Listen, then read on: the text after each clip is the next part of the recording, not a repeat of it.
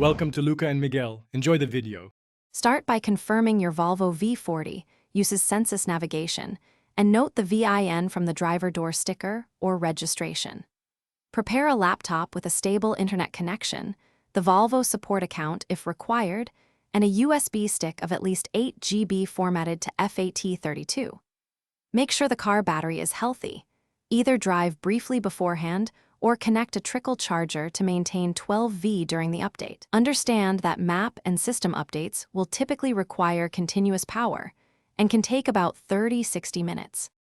On your laptop, visit the Volvo support update page, enter the V40 VIN to detect the exact navigation version, and select the current map package for your region.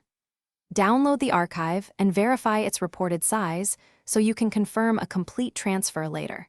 Typical map packages range from 2 GB to 8 GB depending on coverage. Extract the archive and copy the resulting folder structure directly to the root of the FAT32 USB stick.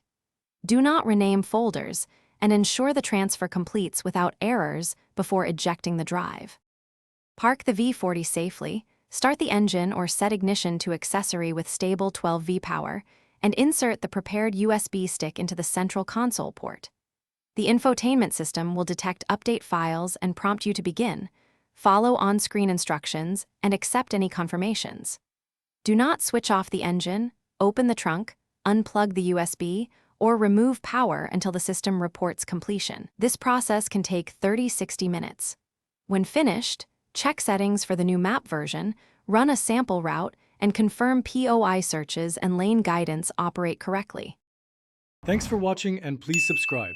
It's the best investment you'll ever make.